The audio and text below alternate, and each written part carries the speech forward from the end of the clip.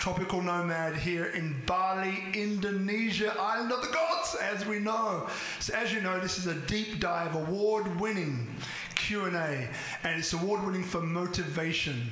And what I always love to say, it's like, inspiration is caught, not taught. So inspiration is caught, not taught. So my name's Robert Ian Bonnick. I'm your guide. I'm your host. And as you know, I am an advisor, and I simply help businesses and large-scale inbound tourism initiatives reach their objectives through strategic partnerships. Now tonight, Erik Hayton. Now we met probably over a year ago, I think, and he struck me as a guy who's very present, and he's got this presence to him that there's something more. Like this guy has got a bit of a crazy side, which is what I'm going to bring out tonight. A bit of a crazy side, but he's a genius. He's a guy who, when it comes to automation, when it comes to automating your life to give yourself time back, this guy's phenomenal. So if you're watching in tonight and you want to save yourself time, now time, as you know, is the most precious resource that we have, and something that we can't really get back. Once it's gone, it's gone. So time is probably the most valuable commodity that we have. So tonight you're going to meet a guy who is, I would say, is kind of redesigning, right, what time means to us.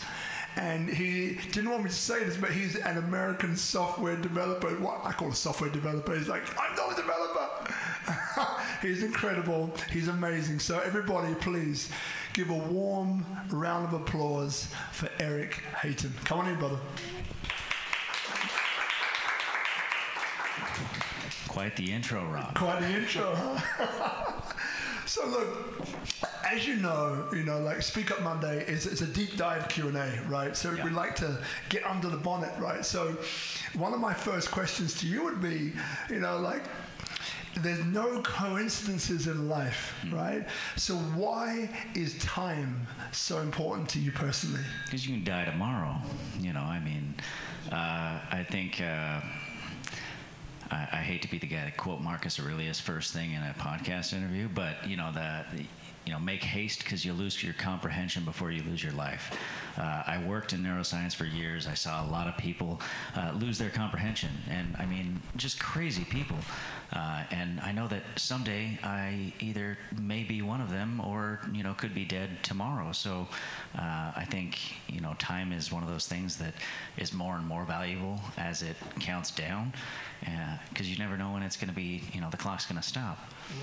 Yeah, and you've obviously as well, not obviously, but if we could mention it because your beautiful wife is here, you have something on the way that I think is going to redefine time for you. You want to tell us a bit about that? Yeah, my wife is 5 months pregnant now, almost 5 months with our baby girl, almost 6 months. Time goes fast. This is what I'm talking about. We're coming up on having our first baby girl. We've been married 10 years, and I don't know about you, but I've watched a ton of Netflix in the last 10 years. So, I think that Netflix now has like 30-40% of the US bandwidth. And that's toxic. So looking back at the last 10 years and looking forward to the next 10, especially with the baby girl on the way, just going, wow. Even as efficient as I am, and I speak on efficiency fairly regularly, and even then, I waste so much time. So figuring out a way to, leverage it and utilize it is definitely my most important thing, especially now. So when you were like younger, this thing about time, utilizing time, because one thing which I love, well, there are a few things which I love about you that I haven't told you about, but they're coming, it's this, you strike me as a person who lives life to the full, right? You travel, you do sport, and I think you mentioned earlier on that you've broken many bones. Yeah. Can you tell us about that? Yeah, I think I like, playing things close to the edge, and I also, I wasn't always smart. I think you become smarter by making a lot of bad decisions, and my bad decisions led to broken bones. I think everybody who has those moments where they hit themselves really hard on the pavement or the snow and they go, wow, I can't believe I didn't break anything. I most often broke things. 70 bone breaks to date.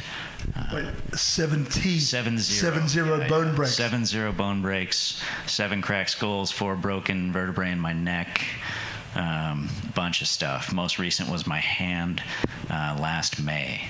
So what were you doing? What was causing these things to happen? When I was a kid, snowboarding, skateboarding, anything that, straight-lined adrenaline, it's definitely my favorite drug. So, going hard on adrenaline on a bike or a board was my sweet spot, and still is, ironically. So, yeah. And this adrenaline, because, what you mentioned before, right? This part to play, and you had this, I didn't even know you're a neuroscientist background. It's crazy. No, technician. All right, technician, good. No. I was going to say, neuroscientist. Yeah. This thing about adrenaline, right? Because, doing what you do with automation, I've seen you around here at Tropical Nomad in Canggu, and, there are times that we have some great chats, right? And there are times where you're, focused, like completely and utterly focused. So this adrenaline, how does the adrenaline help you in doing what you do in regards to automation? Good question. I don't know that it does. I think if anything, it can be more distracting. But I think, we have to find a bit of that balance in life, whatever that looks like.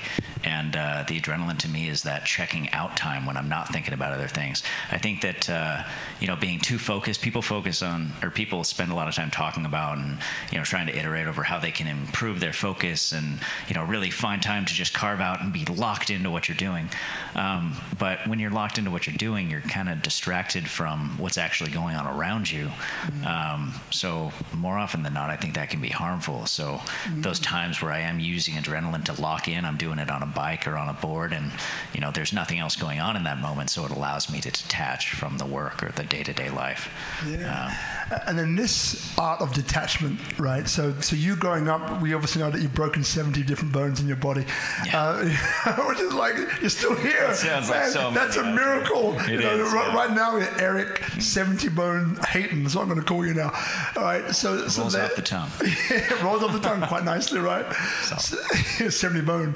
So when you're growing up, right, as a kid, and you've got this way of focusing, right, this way of creating balance in your life and so on, and you mentioned about this ability to make lots of bad decisions, right?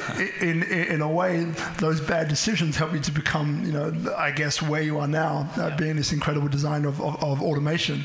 So were there growing up, any experiences that come into your mind as defining moments on your way towards becoming an automation guy? Yes, there are. I think everybody has defining moments throughout their lives. I actually spoke on one recently at an event called, F Up Nights out here. And I'm not going to say the real thing because I don't know the rules on Facebook Live. You can say the real thing. I'm not going to say the real thing. Right. I'm a Boy Scout, man. So I'm going to, did this, F Up Nights where we talk about our biggest business failures. And I was at one time a kid with an ego. And I had a guy offer me a whole lot of money for a pre-revenue startup. And I said, no, I'm going to need at least double that, and I did the whole, thing that a lot of people, that was one where, somebody offers you a bunch of money for your pre-revenue startup. You sell that, you count your blessings and take the, leverage out on the next opportunity. Another one that really sticks out was working in sleep medicine, actually working with neuroscientists and neurologists and, other teams of specialists to find and treat sleep disorders was that whole field got upended by automation, which actually put me into automation technology because I was going to be starting my own clinic before that happened, and then I immediately went full force into automated wedding planning of all things. So big pivot on a career being appended by automation and seeing that it's really the only way is to integrate or die at this point. Wow, so that integrate or die. attitude. Right? Elon Musk would be thrilled. Integrate or die attitude. I love that. Where else does that show up for you? Integrate or die? I think any startup who's ever tried to start out, you've got a bunch of marketing to do. You've got, a bunch of people to connect with, a bunch of investors to reach out to. You've got no shortage of tasks and hats that you have to wear, as they say. So yeah, in doing all those things, I had a 3-person team running a national company, and our competitors were way more funded than we were and way more staffed. So, we were competing well with companies that had 80 to 150 employees and millions and millions of money in investor, capital and, all sorts of stuff. And we were 3 people in a small office in, middle of nowhere, Idaho. So yeah, really, automation can help bridge the gap, I think, to allow people to go, far and fast. Wow, man, that one's going to hang with me for a little while. So then, maybe there's some people here, watching now who are already in the field. Some maybe who are wondering what the field is all about and how can they leverage it to gain more value, right? So then for those people starting out, what would you say are the most important raw materials, the most important talents, attributes, values going in to this industry to have success? Automation technology being the industry. Honestly, I would say a willingness to fail miserably, because that's what it takes. If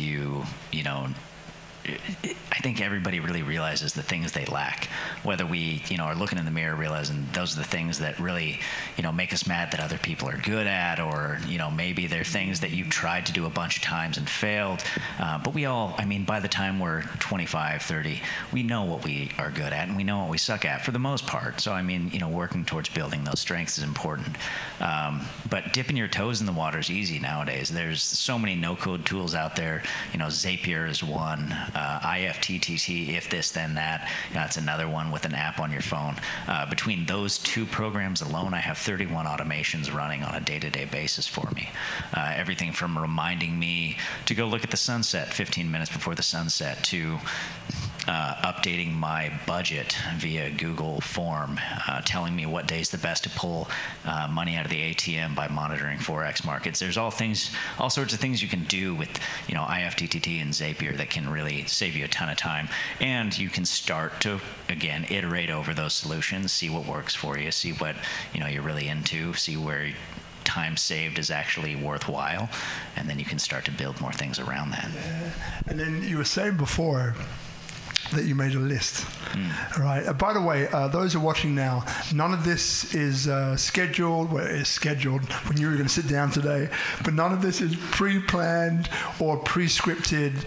These questions come and they're asked, right? Just so you know. So lots of these things I don't even know either. So it's a bit like 2 people getting to know one another with a camera and some sound, right? So things can happen, people. So we said that earlier on. We had a very brief chat earlier on, and you're saying that you made a list of all the automations that you've done. Yeah, just the simple ones, that anybody can use. Stuff like for social media, if I like something on my Feedly, because I have an RSS feed of all the different sources, typically around trading that I follow. If I star something in my Feedly, it automatically pushes it to my buffer and schedules it on social media. If I come across something in Pocket or on Medium that I like, same thing, heart it, and it automatically schedules to my social media on a different platform. And then I just have to go through once a week and change the text on what those things say. But I already have a running queue of the things that I want to be sharing based on, the stuff I have being pushed to me on a day-to-day basis, because I also automate the types of digests that I get on a given day. So, you can do, like I said, you can do a lot there. And that's just, between 6 recipes on IFTTT and Zapier, I have all of my social media figured out for me. And we live in a day and age where you can hop on and use AI to generate the copy for you for your posts based on the content of those posts. It's really, really easy to do that stuff if you're willing to just jump in and check a box every day. And I think most people just aren't willing to do that.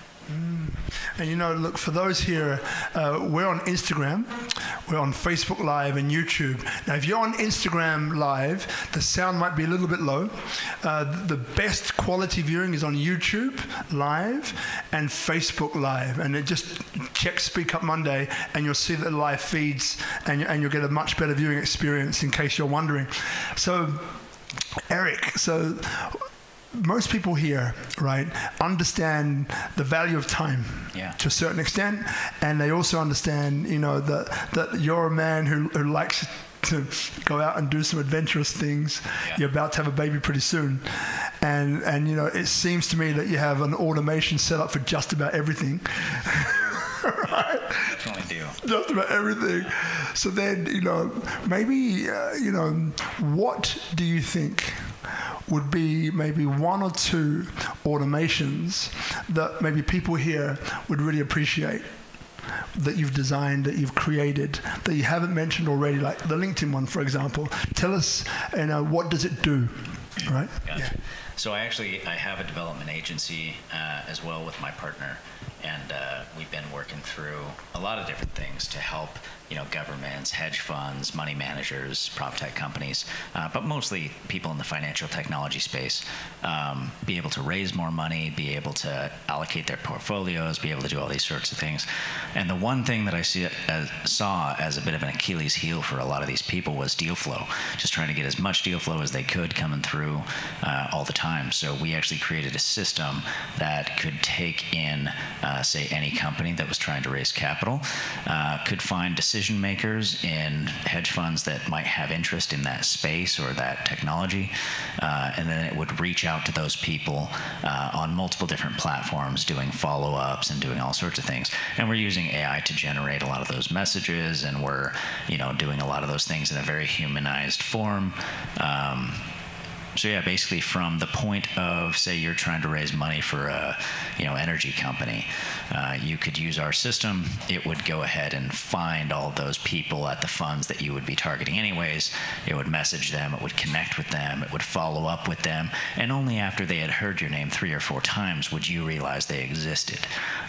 That's a pretty useful tool. We're actually we're running about 5 different companies right now through our beta group for that, and then hopefully we'll turn it into a subscription later that a lot of people can use.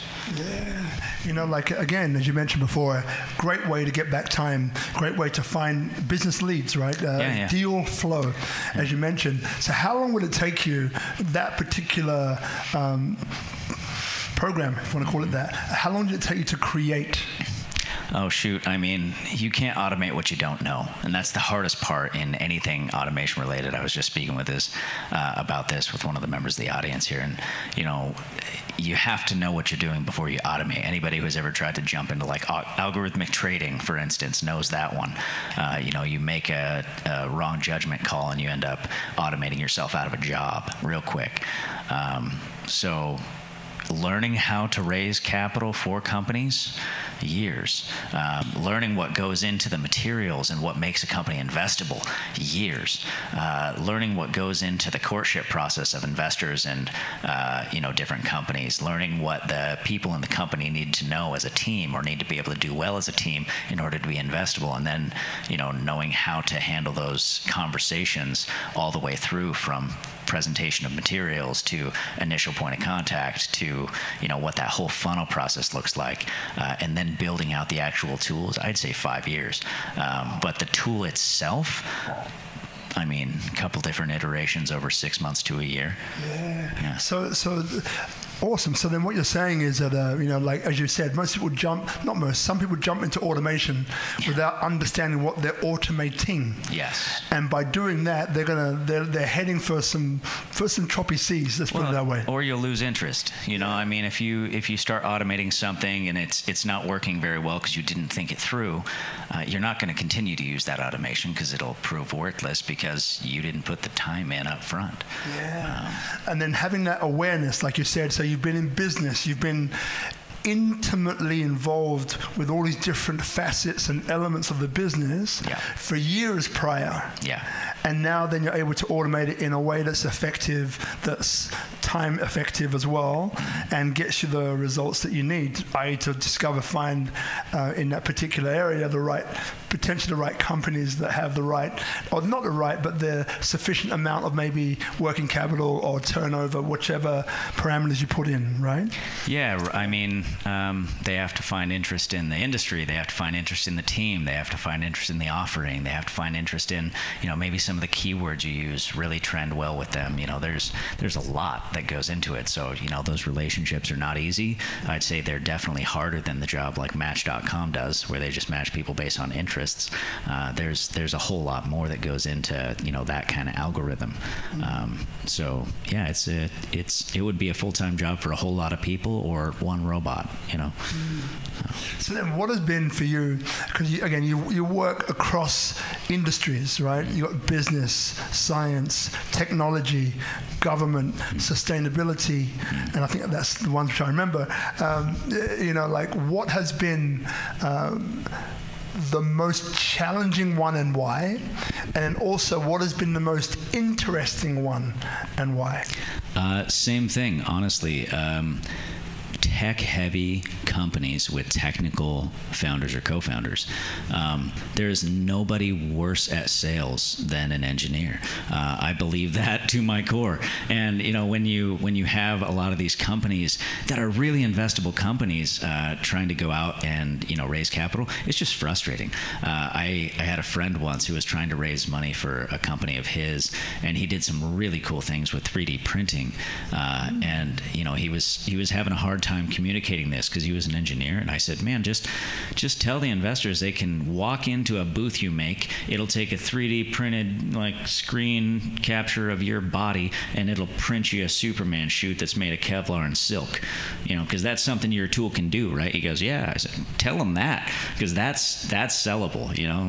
They don't care about the little tool that goes into the plane that goes in. I mean, they do care if they have that knowledge of industry, but more often than not, you got to cast a wide net. So, that would be the most frustrating, but also the most interesting, because these people are so much smarter than me.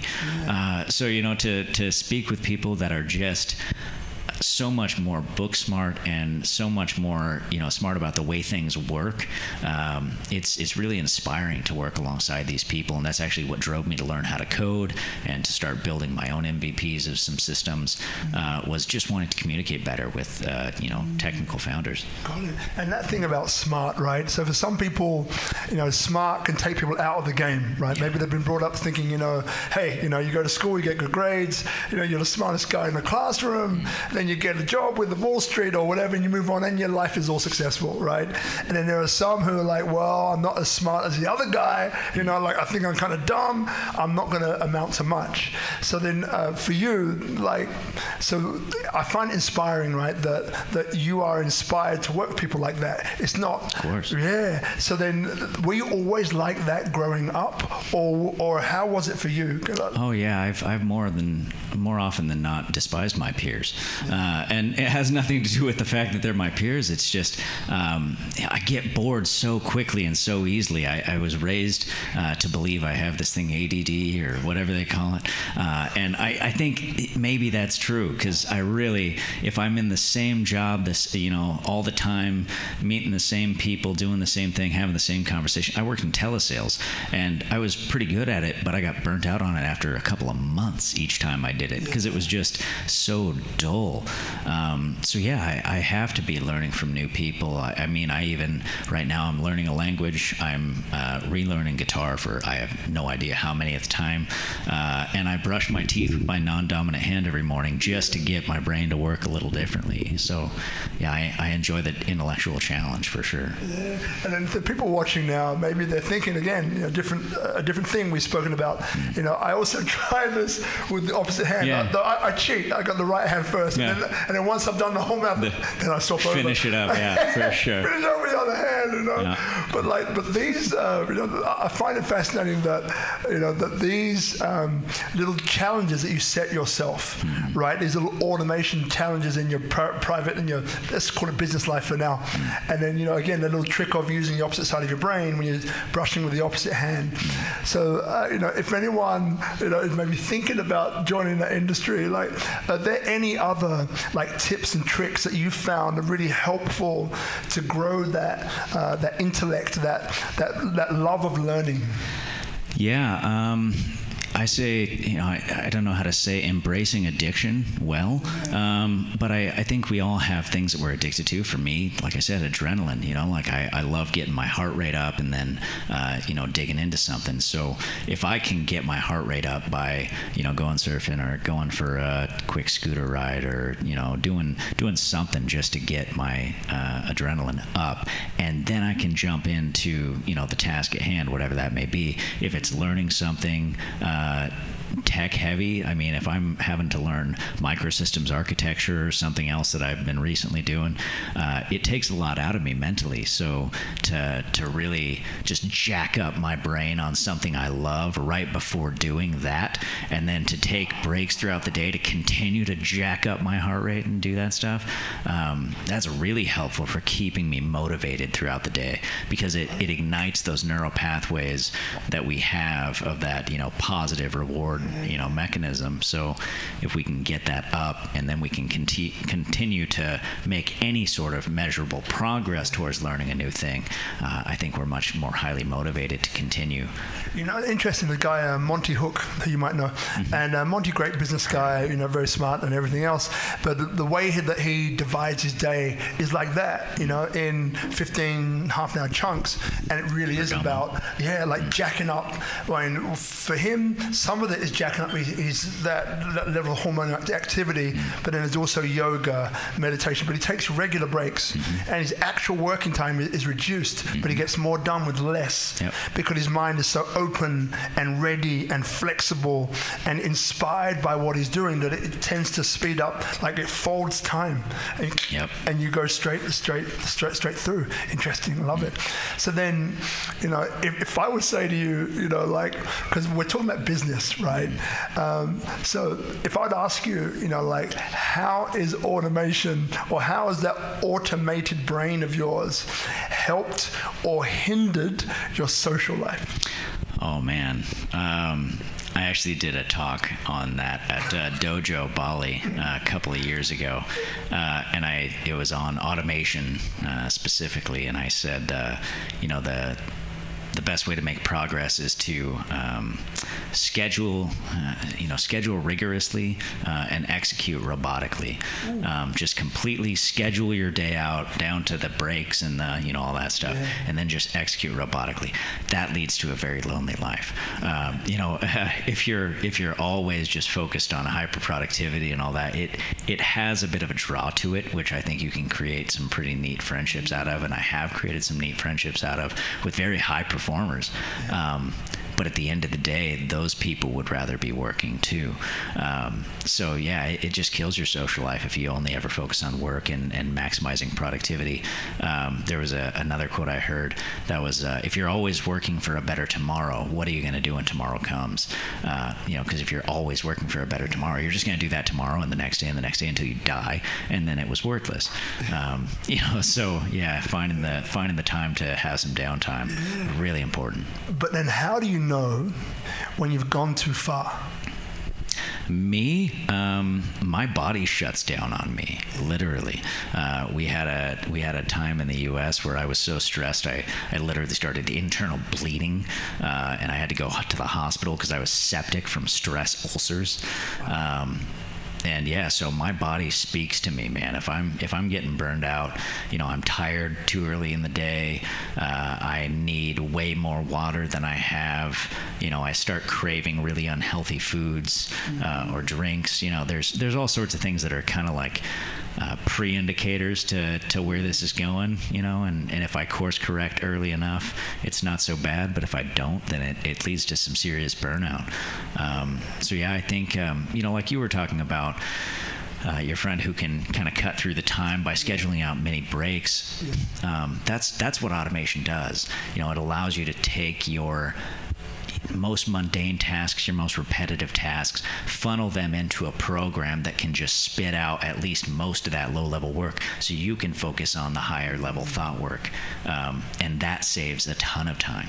I mean, probably if I tallied up all the hours I saved just in having robots do the lower level mundane task stuff, I probably save about 40 to 70 hours a week. Oh, yeah. Yeah, it's a lot. That's a lot. So, I mean, I've got a couple full-time employees basically working for me, all hours of every day.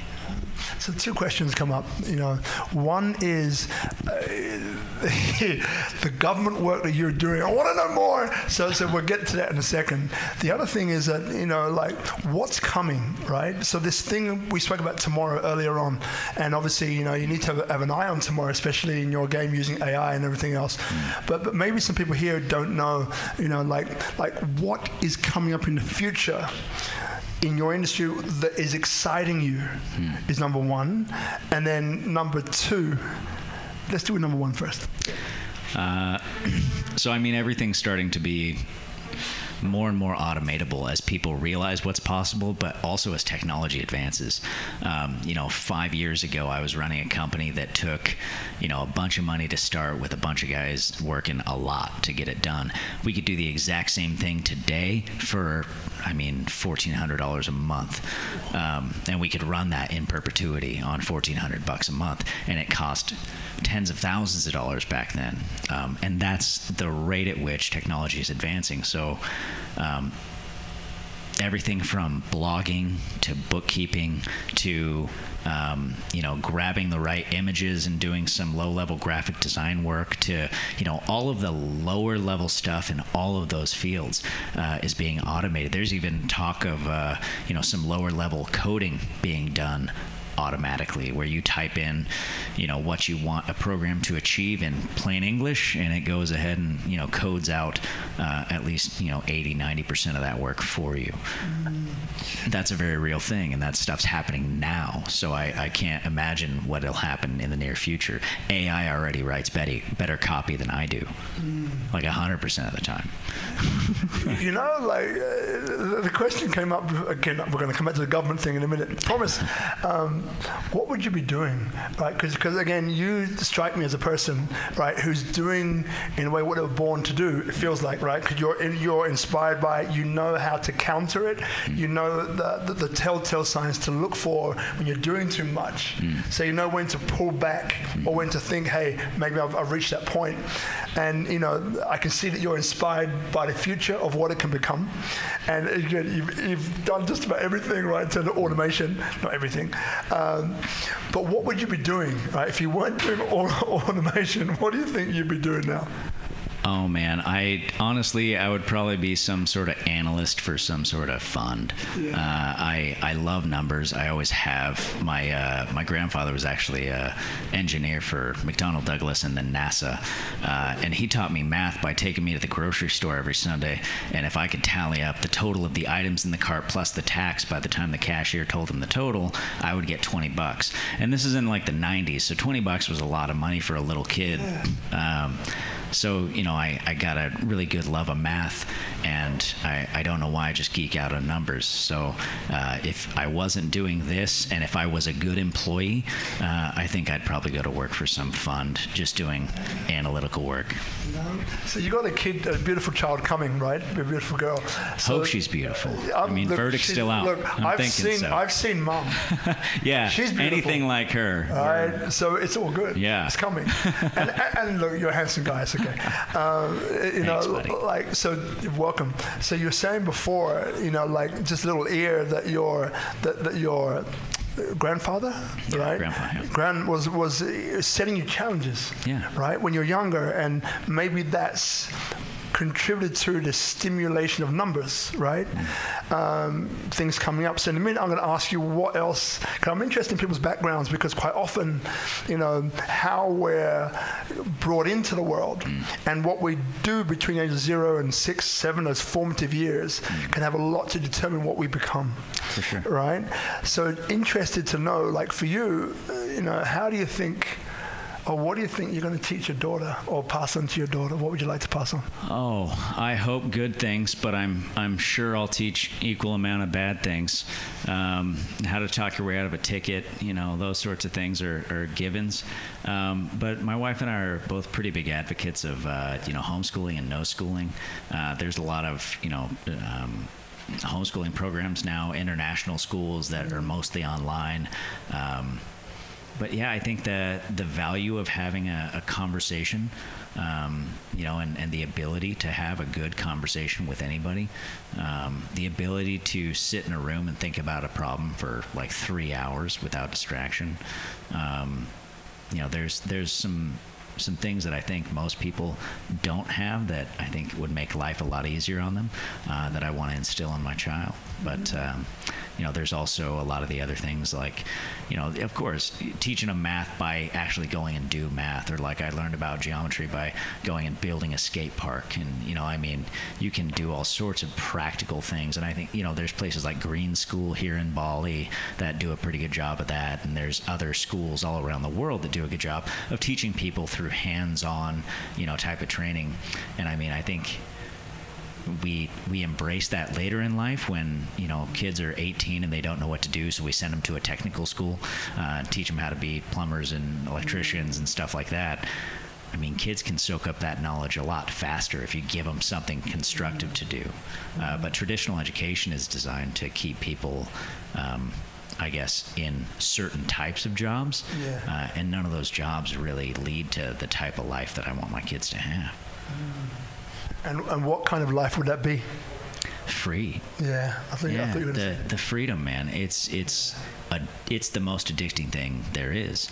I've had freedom over my time completely since 2014. That's really, really nice to not have anybody calling me in to, talk down to you as an employee. There's always that balance of power that goes on in a company. And it doesn't matter if your company is great and your bosses are great. At some point, there's, a dynamic that just you're doing things you don't want to have to do. And I do that a lot in my day-to-day life, but it's because I decide I want to do the things I don't have to do. It's not because I'm being told by somebody, you have to do this, or else. It's much easier for me to be self-motivated. Yeah. Like one thing which strikes me about you as being quite remarkable as well is, a lot of, I'm going to use the word geek, why not, right? Why not? Oh, I embrace it. I know you do, but I embrace the geek. In a geek, you embrace it. Yeah. But like, I guess the generalization, right? And, we're here at Tropical Nomad, and we have a lot of guys here. Maybe if we just close the door. Anyway, we have lots of guys here. I know it's pretty warm in here, I guess. But we have a lot of guys here who, are incredible at what they do, right? Sure. And they're designing software, and they're designing programs, automation tools, and all the rest of that. And a lot of them keep themselves in a way that, I'm an introverted extrovert, right? So introverted, extrovert. This is the extroverted side of me, but I'm very introverted as well from a very young age, right? And so I've had this ability to be able to do both, right? To be like, and to be inward, right? But I'm not a geek. I wouldn't call myself a geek. Marina, my partner, would laugh at me because she knows if I spend like more than 20 minutes in front of a spreadsheet, I'm like, I'm done, finished, right? Maybe not, maybe a little bit longer, give myself more credit. All right, thank you. So then for you, how is it that you've managed to be, on one hand a geek, but I also find you, a person who's compelling. Like, I feel your presence when we speak. Your attention is on me, right? Not just now, just in general, right? And I notice that when you speak to others, it's the same thing. And there's this part of you that reaches out to people, right, to bring people in. And that's not an attribute that a lot of, inverted commas, geeks have, right?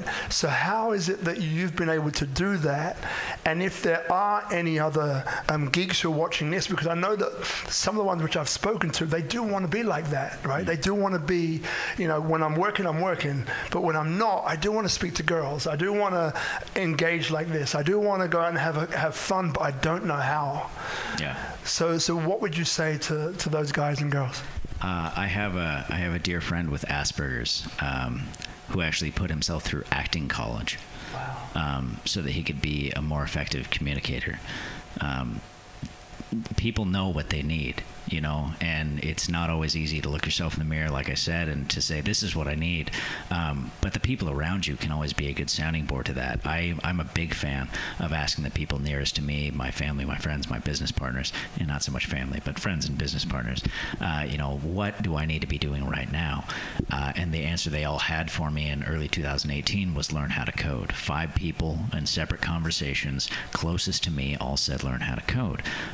So I spent the next few years of my life doing that relentlessly. And again, that's where the freedom comes in, you know, being able to have the freedom to take a long sabbatical and just focus on education and, you know, start working on a couple contracts here and there for, you know, exchanges or hedge funds or governments or whatever it may be as time goes on. But you're not starting there, you know, trying to learn a new thing. And I think that's why you said, and thank you, that, you know, I can hold a conversation pretty well. It's because I started as a marketing guy.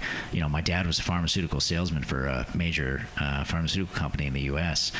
My mentor in life was a real estate salesman. So, you know, that's where I come from. Sales is fairly easy to me. I think I read Think and Grow Rich when I was like 10. And, you know, Habits of Highly Effective People and all that stuff. Those were my, like, table books as a child. So that stuff comes very, very naturally to me, to where I just don't have to try. It's just a reflex. But the techie stuff, the nerd stuff, took a lot more of dedicated focus for years, and still to this day, you know, my development partners in the audience as well, and he's seen me bash my head against a keyboard a couple dozen times in the last week, I'm sure, you know, because it's just it's never not frustrating to me. So as people are you know, more towards the engineer nerd side and trying to be more sociable, it's gonna suck, you know, like there are things that we are not necessarily good at, and you just have to do it, or find somebody who can do it. But in my experience, nobody does it for you. And look, guys, so if you're in the audience, firstly, if you're too hot, let us know and we will switch on the aircon. That's one. And number 2, if you have a question, so in a minute we'll bring this mic around, well, another mic, a third mic. And if you have any questions, just put your hand up. And then I say it every week, but people do it every week. They go like this. You can't hear it. So just turn the microphone towards your mouth and just ask your question. And by the way, you won't be on camera, but you will be heard, right? Just so you know.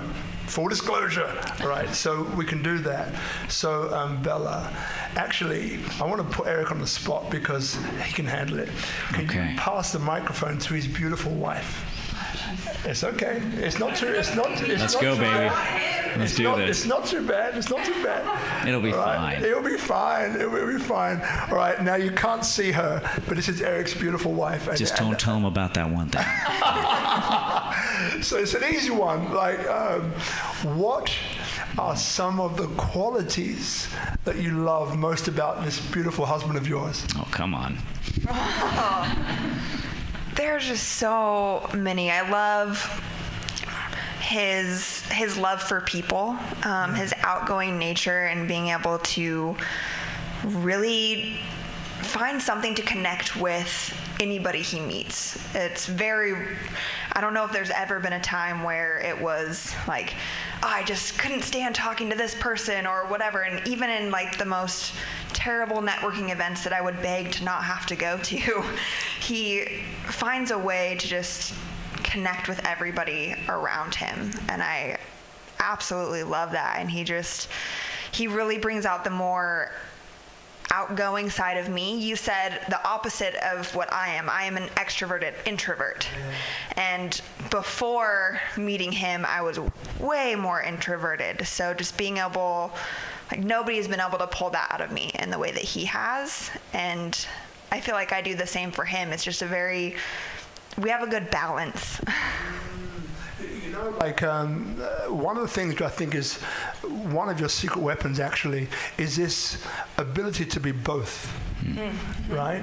Because, you know, a lot of us here are in the hospitality industry or in an industry which is based upon other people, right? And kind of working out what it is that they need and how can we service that need effectively in a given time. right? And the length or the depth to which we can create a space where they feel comfortable to tell us everything is a determinant of how successful we can become, right? So with this guy, Erik Hayton, and that's what impresses me about him. I get to see both, right? And as you just mentioned, he's got that side that is able to reach out and connect with anyone. But then he's got that other side which is able to go geeky, but also to withstand himself. So what I mean by that, so he's saying before that there are times where he's hitting his head against the keyboard, right? I want to see the keyboard, right? It's not pretty. It's not pretty, not pretty. But here's the thing, like at some point we have to face ourselves. It's probably the biggest challenge that we're going to ever have in whatever it is that we do. And to the extent to which we can handle ourselves and love ourselves in those moments can always determine how successful we become. So these are some of the things which I'm getting from just talking to him now. And I think for what you do, I think it's so incredibly important. And I don't see many people who could actually do it like you can. Good. Less competition. I'm happy about that. and very, not bragging at all. So last question for you. So what are some of the things that challenge you about his personality? Ooh. That's a loaded question. Nothing planned, by the way, nothing planned. I think the most challenging thing, especially that has been a challenge throughout our entire 10 years of marriage, is his brutal honesty, which I absolutely love about him, but it's not always easy. He has learned a lot over time to be able to soften some things for me, but he's always a say it like it is, and that is wonderful, but also can be very challenging. Got it. And thank you. You're done. Well done. Round of applause, guys, for your beautiful work. Okay, it's not easy. Well done. So brutal honesty. I know you kept out the other ones. Brutal honesty. So where does that come from, and how does it help you in business? It saves time. Yeah. I hate pointless small talk. I hate when somebody calls you on the phone and you haven't talked to them in 6 months, there's an ask coming, but they spend 15 minutes wasting your time talking about nothing before they get to the point. Hate it. And I think just in that wanting to save time, I don't want, also at the same time, I don't want people to get confused by what I'm saying. So I think a little more mathematically even about the things I'm saying, and I want to simplify. So like she's talking about blunt honesty, I'm definitely not the guy to be married to if you want to ask how you look in something. So she's asked me, hey, does this make me look fat? Yes. And no context, no, emotion on the face, just yes. And on to something else. Not exactly the warm embrace people are looking for in those situations. But again, saves so much time. And I think it's a trade-off between how comfortable it makes me and how comfortable it makes other people. And over time, I've gotten a little better at that. But yeah, I still default to brutal honesty. And last question, then we get on to the government. Where does that come from? That brutal honesty, where do you think it comes from? I don't know, man. I really don't. Yeah, it's something I've always done, and there's a quote from Abraham Lincoln says, "No man has a good enough memory to be a successful liar." And man, I just don't have. I feel like I have a terrible memory, anyways. Especially as I'm always learning new things, and forgetting people's names, and there's always so much to do, especially as such an extrovert. You as well. You meet a ton of people. You talk about a ton of different things. Yeah. Memory takes a toll. So yeah, it's easier to always be honest and to just not have to think as hard. So guys, think of the question that is coming, and this is the last question so far from me. So again, we know you've worked across a whole bunch of different industries. So when it comes to government, and again, you don't need to go into too much detail, but was there any difference working with government, and is it something that you would like to do again? Now, this is from more of a view of what your mission is in life, if you know what it is. Okay. Then I guess I don't really work that much with governments. Governments take too long, have too many cooks in the kitchen, and don't pay as well as people think they do, unless it's overinflated anyways. Sorry. Financial technology is where I really shine, in building, robotic trading softwares and building tools to be able to help capitalize on or aggregate deal flow. Like I said, we're helping several companies raise capital right now. I've got a meeting tomorrow to help a fund out in raising capital for multiple properties. And I really think that's my sweet spot in just basically working with people who have that deal flow, and just being there as a bit of a shortstop to help them get to where they need to go. You know what I mean? Like just a lot of companies reaching out trying to get investors, a lot of investors reaching out trying to get a good investment in the door, and I'm fortunate enough to be in a really good position to help both of them, which really helps to steer, like you said, government. It helps to steer economies. I mean, I can see the writing on the sand of the things that are coming in Bali. If you compare it to other markets that have done, similar growth over a sustained period, we're looking like Hawaii in the 1950s. Infrastructure, education, the type of people we have moving here, very similar to Hawaii in the 50s. And I want to see that do well. I don't want to see, capitalism wreak havoc on it like it did in Sihanoukville, Cambodia, like it did in a lot of other areas. So I think by continuing to position myself in and make myself useful in that space of deal flow is really my sweet spot and where I want to stay. Got it. And so quickly tell us the name of your company, and if people want to, because people now have got, we'll go to some questions. Running ahead of myself. We'll go to some questions in a minute, but maybe people are here. They're seeing you. They say, okay, this guy Erik Hayton, didn't know about him, because again, what SpeakuP Monday is about, for those of you who haven't seen it before, it's an open format deep dive. So what it means is that we want to get to know Erik, but also what makes him tick, right? What drives him, where he's coming from, right? As opposed to just a surface level interview, which you can get off a media release, right? We don't want to do that. So knowing now, and I see more about you through just having this conversation, right? And I get things that like unite up here, like 1 and 1 equals 2. Oh, that's, anyway, there's things that are cross-pollinating and give me the view of you that I already had, but they give me the reasons why I think the way that I think, which is quite interesting about you. And they're all good, by the way, mainly. Confirmation bias. Mainly. Maybe. Confirmation bias. There you go. Love it. We'll talk about that. So now for those people here wondering, well, how can I work with Erik? Or how can I reach out to him? So maybe name of your company and what's the best ways to reach out to you guys? So 2 companies, FEOH, FEOH.io is our development agency where we work on, specialized automations. So if somebody's looking to save some time using automation in their, typically enterprise level company or some SMEs, then they can reach out there. And then Solomon Henry is actually my fund I'm structuring. That'll be live here in the next month or 2. It's been a long road to get here, so yeah, we'll be launching that soon as well. So SolomonHenry.com. It's dead right now. Go and check it out. Wow. There's nothing there. And what does Solomon Henry do? So what's the fund for?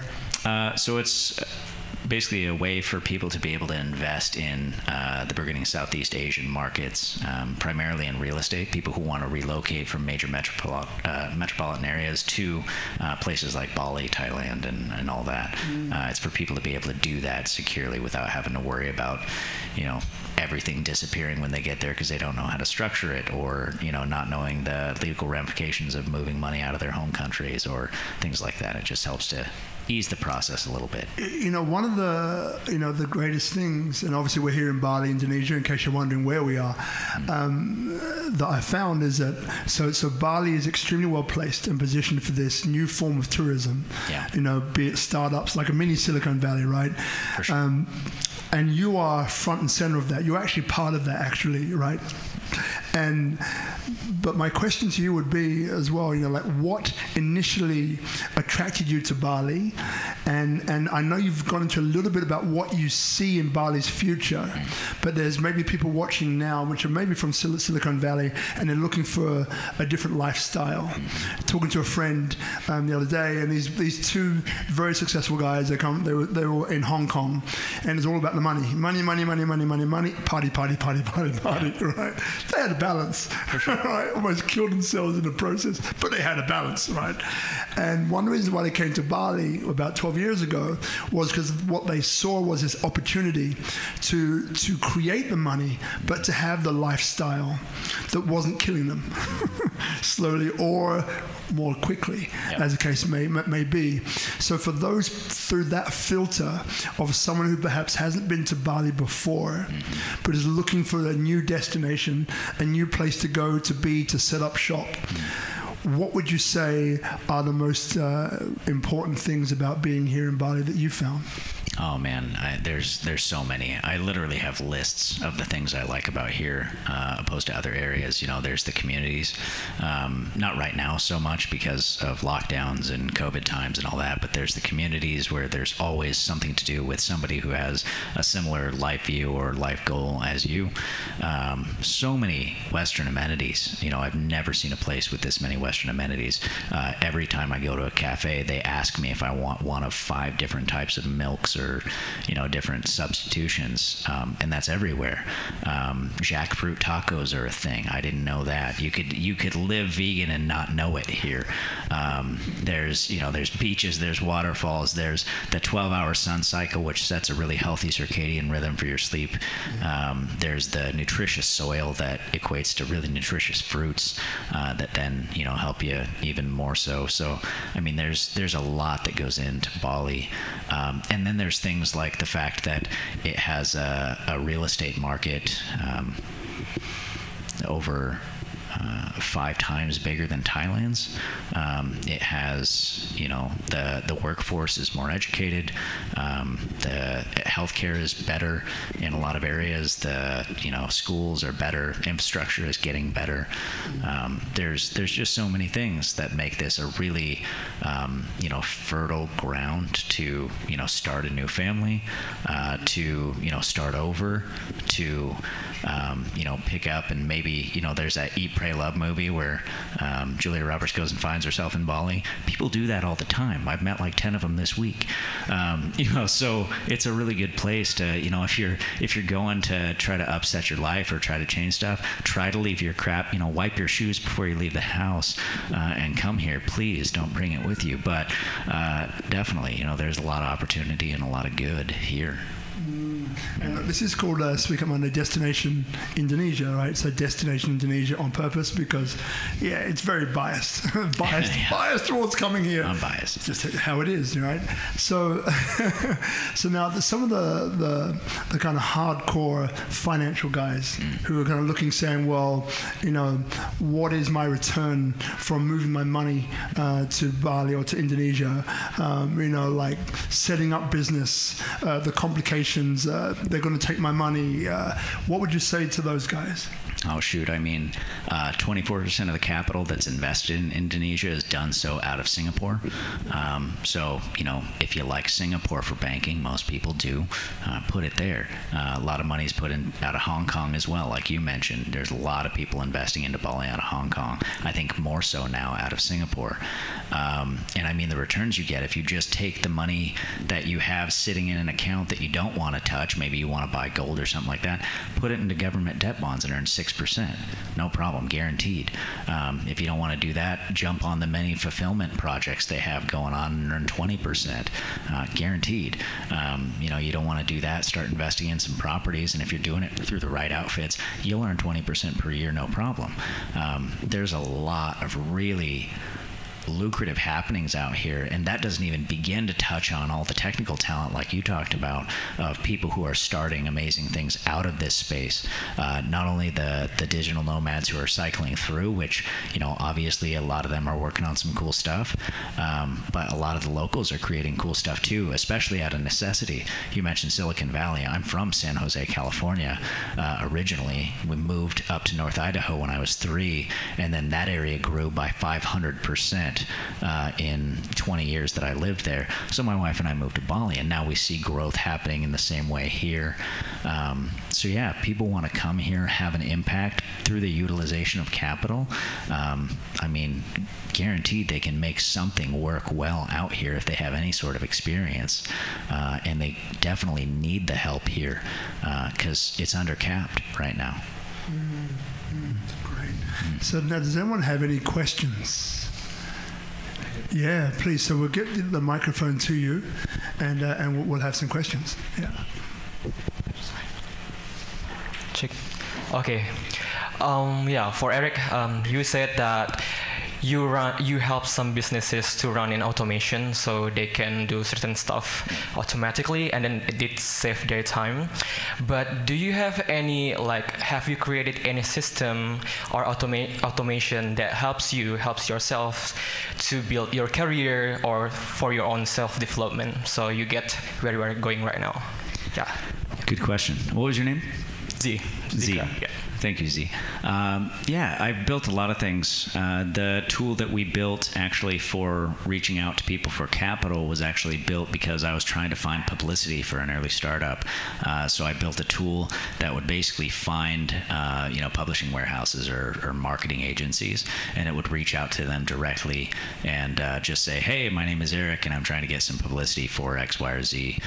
Would you help me with that? And just by turning that robot on, now I don't need to go find people to do marketing for me and to actually learn who these people are. I can just turn this robot on, let it run in perpetuity, and then some of them will reach out to me. Same with investors. I grew a very large investor database by messaging basically every hedge fund on Crunchbase and just hitting them up continually over and over, and I haven't hit every one. There's no way you can. But I've hit up a lot of them, and I've connected with a lot of people at those organizations, and they've received a message from me, whether it was written by me or plugged into a robot and written by that. I don't know at this point because it's so often that I utilize those sorts of things to save myself time. Great question. And any follow-up to that? Any secondary question that might be in your mind? Maybe probably because that's the thing that you're doing right now, right? Yeah, give it to them because that way they can hear you as well. Yeah, that's the thing that you are doing right now, right? But my question is more before that business happening, the system that you built for yourself. So the business is happening. So more your own self-development. Do you have any certain routines, or have you created any system for your own good, for your own self-development, so you can build this career? Gotcha. Okay, I see what you're saying. Thank you. I have alerts that go off when the surf report is good. So if the swell is good, I have alerts that go off. I have an alert that goes off every time I walk in the front door to my house to remind me to turn off my phone and my tech for 10 minutes and just be present. If it's 15 minutes before sunset, I get an alert on that as well to remind me to turn off and look at the sunset. Drinking water and meditation reminders, those sorts of things. Those are all fairly low-level automations that I think help me to, actively check out, at intervals throughout the day, which in turn help me to build my career. There's another quote, I think John D. Rockefeller said, he who works all time has no time to make money.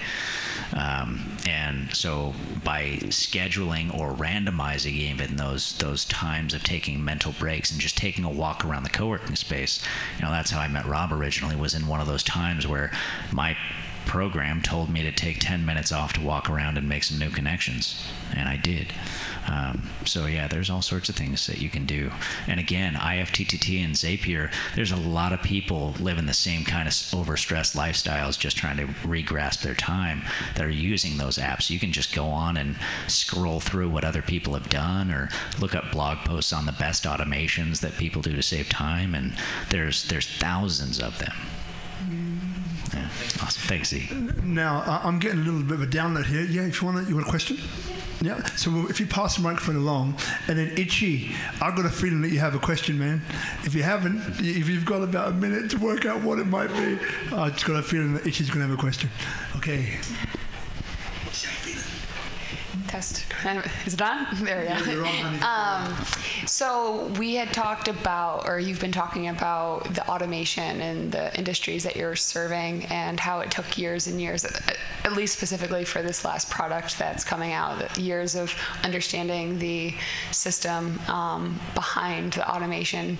And I'm curious, with those solutions, like, which came first, the chicken or the egg? Like, was it the passion for industry and helping businesses, or was it the interest in specifically automation or process improvement, and kind of what that journey was like for you to find yourself really focusing on these specific industries, and also obviously leveraging automation in your personal life as well that you just described and whatnot?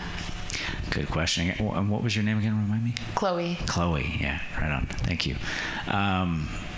Wow, it was a bit of both, I think. You know, the chicken and the egg. I think once you dip your toes in and realize what's possible to automate and how much time that can save you, if you are putting some decent thought into the things you are automating and you see how much time it saves you, it's that shiny object syndrome, at least for me, where I'm just like, oh my gosh, this is so cool, and I'm telling everybody, and I'm like, oh, look what I just did, and they're cool, man. You know, it's they're not nearly as excited as I am, but I get super hyped up on these things, and that's where the nerd in me kind of comes out, is like, wow, there's this chicken, you know, when really I'm sure it was more of an egg. But at the same time, you know, helping people is really all we can hope for. You know, I mean, whether we're directly helping people or indirectly helping people, I mean, I would argue that that's one of the single best uses of our time, is in being, you know, useful to others. And I find a great deal of fulfillment in that. So if I can utilize the experiences I have from the mistakes that I've made to help keep other people from making those same mistakes and having those same experiences, then I'm going to do what I can, at least most of the time, to help out and you know, make life a little easier on the people around me. And I find that typically comes back around. So yeah, I think both. Did that answer your question? I think so. I have another quick follow-up, if possible. Awesome. So in that regard to helping others, and especially business owners, the landscape here in Bali with supporting entrepreneurs and solopreneurs and whatnot, or small businesses and agencies, what do you typically see in your 10-minute automated connect with other people conversations about automation? What are you seeing as like their indicator for need for automation or change? And are they typically looking for that automation solution immediately, or are they looking for something else and then stumble upon automation as their solution? Good question also. I think most people, and I checked this, I went to a lot of events last time I was in Bali, and I asked everybody I met the same questions, which was like, what are your biggest problems today? And all those problems revolved around time management, and you know, just doing the things they needed to do. So either something to motivate them to actually check things off their task list, or actually putting together a task list, were the things that people are most interested in from the solopreneur, entrepreneur, you know, digital nomad space. And I don't think anybody, you know, in that space is ready to pull the trigger on, really niche automations and stuff like that. I think everybody needs to get their toes wet a little bit, needs to start playing around with little things that can improve their lives. The people that usually convert into like actual business for me are more larger agencies and bigger companies that realize, well, we need to save time, or our competitors are going to kill us. Our competitors just started using AI to write copy, so we better start doing that sort of stuff too. It's more of a FOMO driven thing than anything else, which I think is healthy in some respects, as we are advancing so quickly. But yeah, definitely time management is the number one thing that people are focusing on. Is there anything that either stops you or causes you to procrastinate?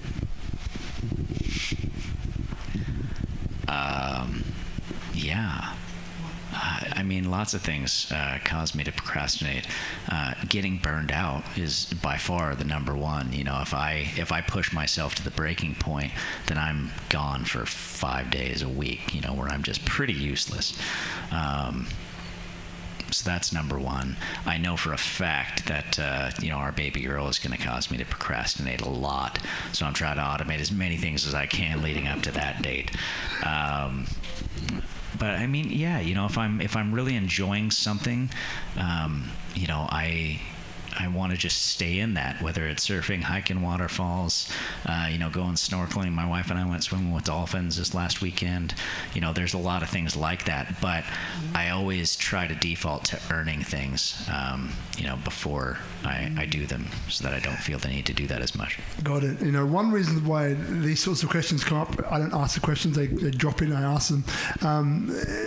It's interesting because sometimes we can look at somebody like yourself and say, this guy's killing the game. He's very invested in what he's doing. He's very good at it, and he's automated his life to a certain extent. It's like, does he have down days? it's like, yes, he does, right? Yeah. And it kind of humanizes you a bit. Yeah, right? For sure. And it makes, in some ways, when we humanize it, we're more approachable, because people then say, well, you know what? He's not a robot. You mentioned robotic earlier on, right? He's actually a human being, and he goes through stuff. And I can relate to that. Yeah. I'm going to give this guy a call because he's a human being and he's damn good at what he does, So I guess if there's no more questions, Bella has a question. There is a question. Good. All right, here it comes. Hello. Hey, I'm Garif. Nice to meet you, two fellows. I have a question in terms of integrations with their automation systems that you have developed. Do you create the tools just as a separate tool that just works in terms of what you're trying to get accomplished, or are you able to integrate it and tweak it towards certain categories that can fulfill different solve problems for different businesses, to integrate the whole system? And to piggyback on that would be, how do you make it fun and add more personality to the system? Because as you know, in the automation system, people can sense it, and then they can pull back. But how do you bring personality into it? Good question.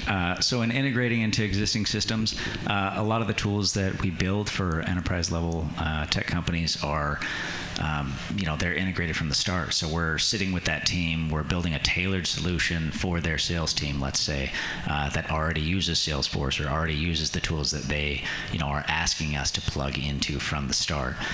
Some of the tools that we develop ourselves plug seamlessly into basically whatever we tell it to, whether that be LinkedIn or Google accounts and emails or anything like that.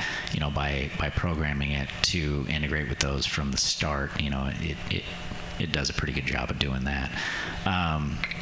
But then how do you make it fun? This last week, I was testing an automation that sent out a bunch of messages automatically, and I was supposed to set it to not actually send these messages, and it was just supposed to, type these messages. And I like to have a lot of fun where I talk with my robots. So my robot says, "Hey, what website would you like to scrape, boss?" And I'm okay, I'm getting right on that. I'm going to scrape it like a human would, and just all these different things. things that I'll program. This message I sent out to several investors, and it said a bunch of really weird stuff, because I was just typing something really fun and funny to me that I was going to test on, and then I ended up sending it to a bunch of people unintentionally. So a bunch of CEOs and chief investment analysts and all that sort of stuff started getting messages from me asking if they would please pop a nickel in my hat and click their heels together 3 times, and all this random crap that I was saying in my message. I think that's how I keep it fun, because it's really not that fun a lot of the time. I think the fun is in the victory, man. Once you get it done and you realize you never have to spend another hour on that task again, that's where the fun kicks in for me. Great answer. Real good answer. I would have to say,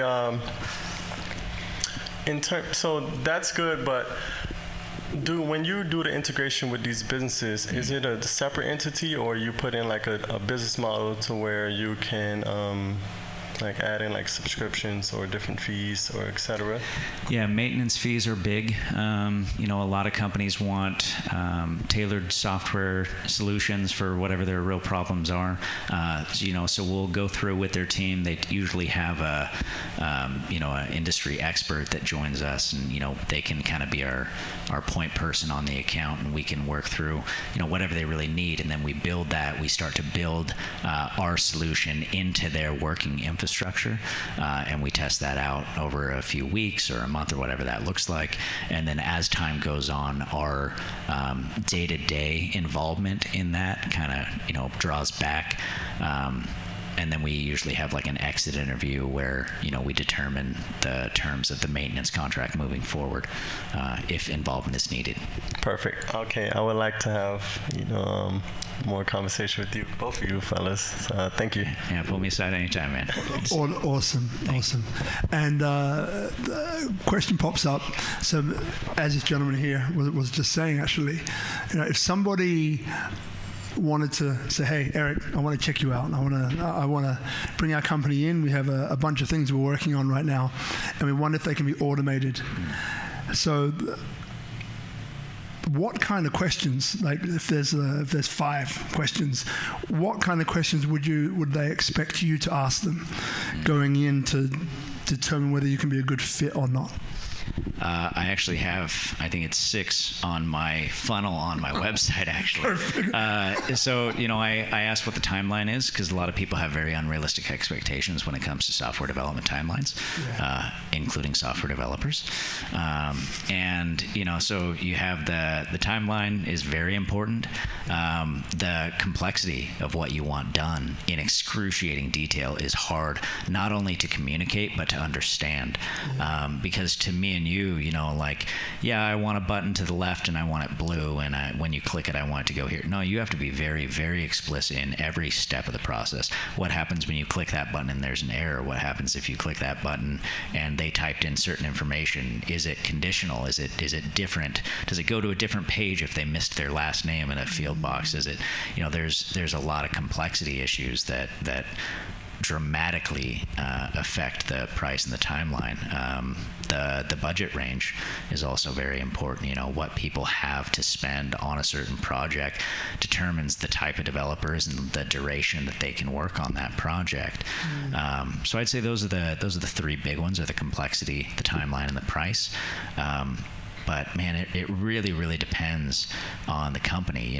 We've done stuff for cracking the crypto exchange, done stuff for Wall Street hedge funds, done stuff for professional institutions out of Singapore doing technology, financial technologies, and we've done stuff out of even another project we recently worked up a bid for was a property technology company in Washington D.C. that wanted to transfer properties easier and send out notification emails to everybody in the process. But each one of these people who come in need to be very explicit in what they want, how long they have, and what they can spend on it. So I'd say those are the 3 big ones. Yeah, got it. Yeah. So, Ichi, is there any questions that you might have? Put him on the spot, because you popped in. That's why I thought you wanted to ask. Okay. Hello? Yeah, my question will be, from your perspective, what Bali should really support, what Bali should do to support entrepreneurs like yourself who are really bridging between the digital and the traditional communities like Indonesia. It's really taking everybody in the world by storm using these kind of technologies. Now, what should Bali do as a community to be able to support and also to be relevant in this transitioning time? Things are changing really quickly. So could I have your opinion on that? Yeah, absolutely. Thanks, Ichi. I think clarifying and solidifying the rules in which we are allowed to do business is probably the most important thing. It is very, very tricky to set up a business here. It is very complicated to go through the process of getting your visas and knowing that you're working in a way that's legal and sustainable. It's not always transparent to understand, what you should be paying people, how you should be handling your taxes. There's a lot of things that go into starting a business in another country, no matter where you're moving. But this country is not always very easy to find that information because the people who are better at SEO are bloggers, or a couple of agencies around, and they might have outdated rules on their website. So like having a really clear path on what to do when you first get here to get your business in order to, set up and all that is really, really important. And then really just providing, spaces and events, where we can go, as expats trying to get plugged into the local community, and people in the local community can go to get plugged in with, investment capital from overseas or even locally. Having more and more events is really important. I know that a lot of co-working spaces try to do that and, bridge the gap there, but you don't see a lot of investors coming to a lot of, talks at co-working spaces. Similarly, they have like the G20 summit is coming here next year, I believe. I don't think any startup founders will be knocking that door down. So I mean, finding places or hubs, where these people can just kind of mesh naturally, will be really important. And I think that stuff also may just happen naturally too, because I've met a lot of people who were, startup people that I hadn't seen around, just having a cigar at the beach, or I've met some great investors just at a cafe, or so yeah, it might just happen naturally as it did in Silicon Valley and so many other places. But definitely clarifying the rules is good. Part of the reason why, so SpeakuP Monday started almost 3 years ago. Wow. Tomorrow, 3 years. At Tomorrow Gallery, Life in Bali, right? Tomorrow Gallery here in Brawa. And yeah, it is cool. And here's the thing, so the last 80 episodes we've done here at Tropical Nomad, and Ichi is obviously Ichi is a very close friend, someone I trust implicitly. And one of the reasons, why I'm also here is because, what people like you, Julian, and there's a few others here, Sasha and so on, is working on is a much bigger picture for Bali for what concerns expats. So when I said earlier on that what I do is I help businesses and large-scale inbound tourism initiatives, basically connect and fulfill their objectives by using strategic partnerships, is precisely that. So inbound tourism, for us, what we've discussed at length is it's not about what we call the bintang tourist, right? And we know what we're talking about, right? Everyone here is kind of smiling and like cracking up, but we know what we're talking about.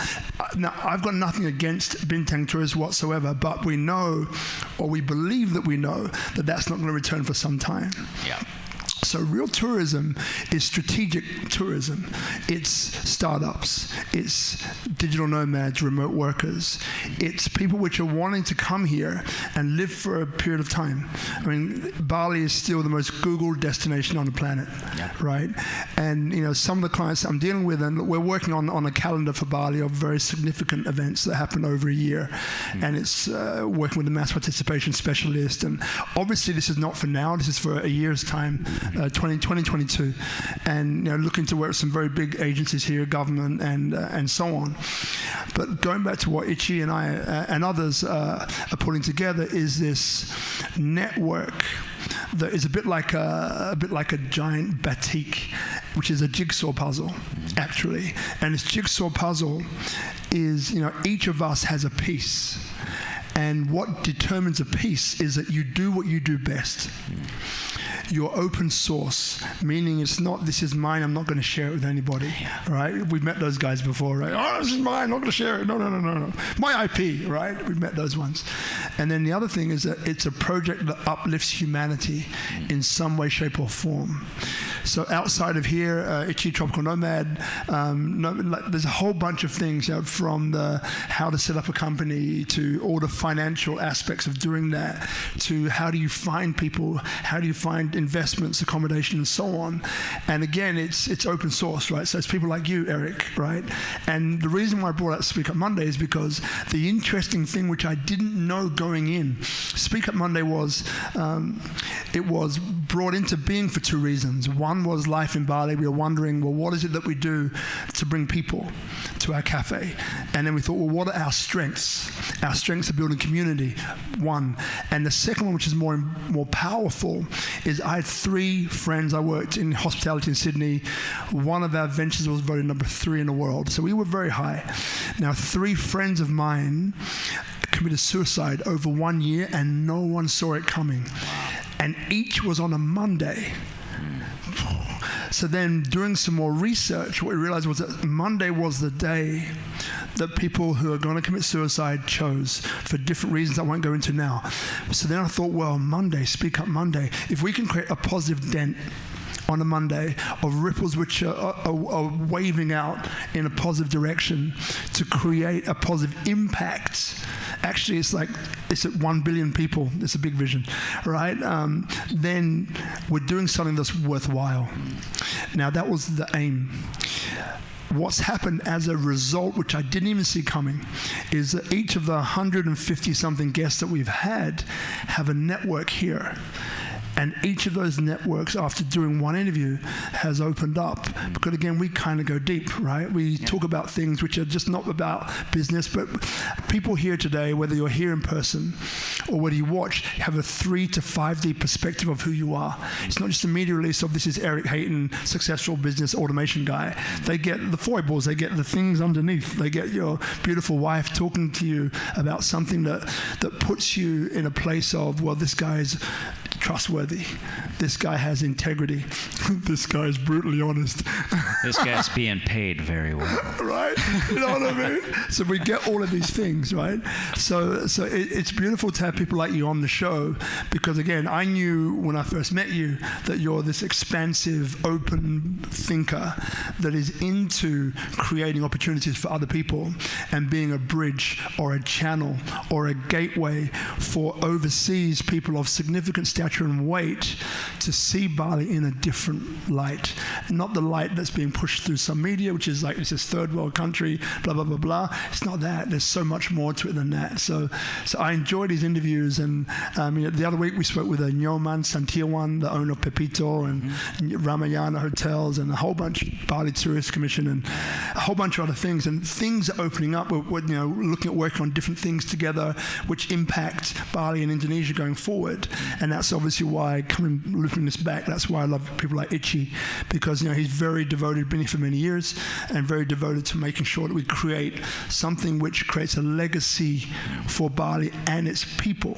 Yeah. And that's what I love, and that's a vibe that we haven't discussed directly, but that's the vibe that I get from you, which is super. Yeah, I definitely want, if we're gonna bring more people here, which it's happening anyways, we might as well make sure they love it here too, and they love it as it is. I mean, there's definite success stories to be had out of here. There's a lot of cool stuff going on amidst the locals, amidst the expats, amidst the mesh of those two communities, and it's really, really great to be able to be here and to be learning so much about it as we're a part of it. It's cool. Love it. Yeah. Man. Love it, man. Love it. Ooh, not quite yet a round of applause, but it felt like a round of applause moment. So now, in about a minute and a half, unless there's any more questions, so about a minute and a half, what we do is that our guest closes the show. So what that means is that you can, whatever comes to mind, it could be something that you've said already and you're reiterating or re-emphasizing a point. It might be something that just drops in now and you haven't said it yet, that you feel drawn to say. And then after that, we'll close the show. And I'm sure there's some people here that want to ask you some questions. Hopefully you can stay back a little bit, not too long, about a minute and a half. So for those of you watching, thank you for taking the time to SpeakuP Monday, Destination Indonesia. As I said, this is about in our third year now, and there's some great things happening here in Bali and Indonesia as a whole. And we're scaling this whole show, which you're going to see in I think Q4 of this year, which will be amazing. And we have 3 streams a week. So the first stream is here, Tropical Nomad, Monday 6:30. And next we have an amazing guest who has the most incredible story. She escaped a cult. And that's all I'm going to say. But powerful story next week. Incredible story. Incredible. A little bit heavy, but she's made it something else. Cool. She's made it her own. Very powerful woman. And then tomorrow, and this is on the Clubhouse version. So Robert N. Johnson, US, has an amazing story that ends up him being the VP of one of the largest, most powerful companies in the world. So that's Clubhouse tomorrow, SpeakuP Monday Club on Clubhouse, and that's 7 a.m. Bali time every Tuesday, or if you're in the US, it's Monday, 4 o'clock on the West Coast, get it right, and then 7 o'clock on the East Coast. And then on Wednesday, we have a live stream replay, which is Tasia Valenza, Star Wars actress, Emmy Award winner, TEDx speaker, an amazing, beautiful human being, the founder of Give Great Voice. And so that's on Wednesday. So SpeakuP Monday, find us on Facebook. Instagram is more of like a bulletin. And we have a WhatsApp chat as well. So if you want to be on that, feel free to find us on any one of those and you can connect with us. So thank you, audience. So remember, if you'd like to be part of the live studio audience, just come. Just keep an eye on what we're doing. And if you feel drawn to come, just come. And I want to thank the audience here. So thank you guys for coming and being a part of this, because it's collective, this Q&A. The questions come from around here. And I ask them, and that's it. So I appreciate every single one of you for coming and making the effort to come. Thank you. And Brother Erik, I'm going to give you one of these because that's what we do it these days. My man, I've loved getting to know you at a deeper level. And as you said, the bias, right? Confirmation bias. Confirmation bias. Real man. I already love Erik, and his wife is like, well, I wonder why that is. But now I've gotten more reasons and understanding what's underneath and what drives you as well. So I appreciate you for coming on and being open and blunt and brutal and honest, right? And thank you to your beautiful wife. Thank you for being a great sport and just kind of joining in without knowing what the hell questions I'm going to ask. That's how he was. That's why he's here going like, I don't know what he's going to ask next. But you did great, man. Awesome. She did great. You did great. Thanks. Well done. So, my man, over to you to see us out. Close us out. All right. There's always something that just kind of resonated with me. I don't know who said it, but it was basically just, it may sound a little selfish, but I think every day, we sacrifice. Like, we sacrifice all the time. We always try to make other people around us feel comfortable. We try to make other people happy. But a lot of times, like you said, things sink in and you're not doing enough for yourself a lot of the time. So I'd encourage people to just do more for themselves today than they did yesterday. And on days that that's impossible, where you just can't do more, to benefit humanity, to benefit your own life, to really just make an impact. On days you can't make more of an impact than you did yesterday, that's time for a day off. But yeah, if you can make a measurable mark every single day towards progress, that's a life worth living. Thank you, my brother. Yeah, thank you.